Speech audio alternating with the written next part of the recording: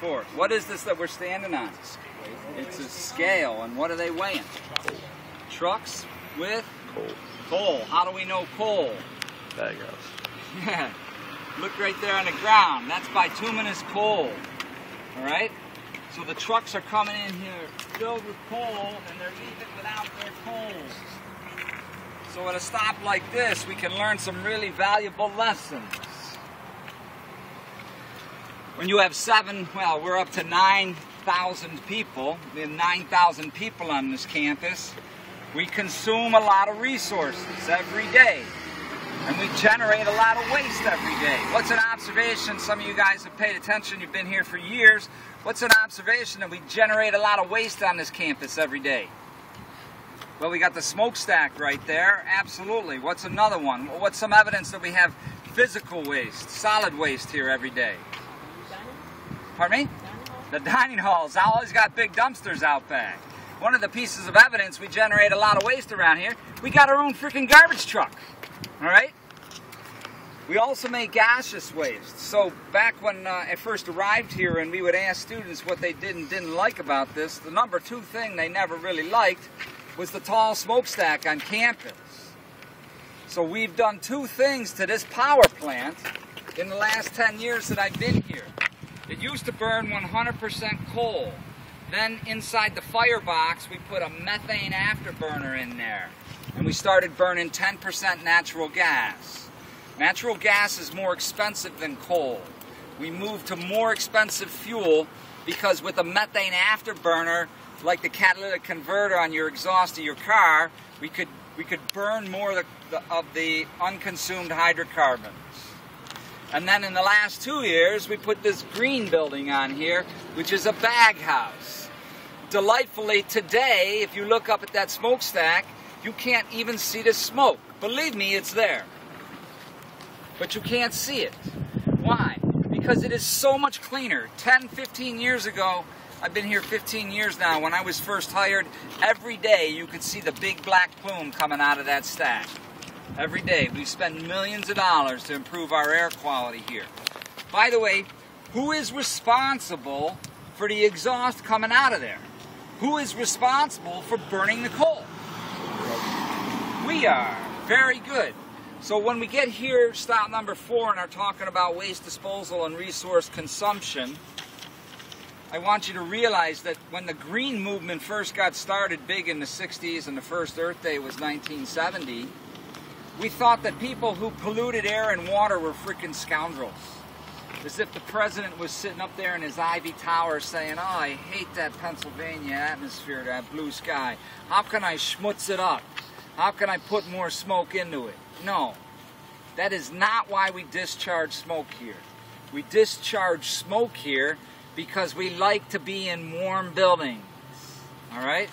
So a very important lesson there is that pollution is demand-driven. So nobody wants to just sit around and pollute. There's not scoundrels that are behaving feloniously. It's people trying to make a living, and the pollution is a byproduct of what they want. We want warm buildings. The smoke is a byproduct of that. Another thing that was prevalent in the early days of the green movement was that we wanted zero discharge. What do you think about the notion of zero discharge? Not possible, all right? You try it.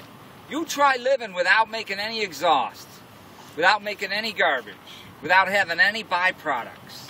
You can't do it. And so in the closing lecture of my environmental course most semesters, I give you my pillars of waste, these truths that I take to be self-evident. And one of them is, I am, therefore I pollute. All right?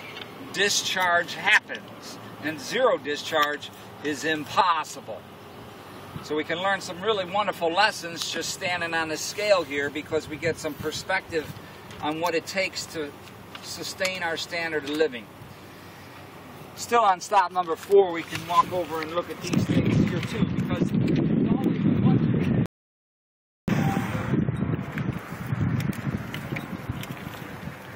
What's going on over here?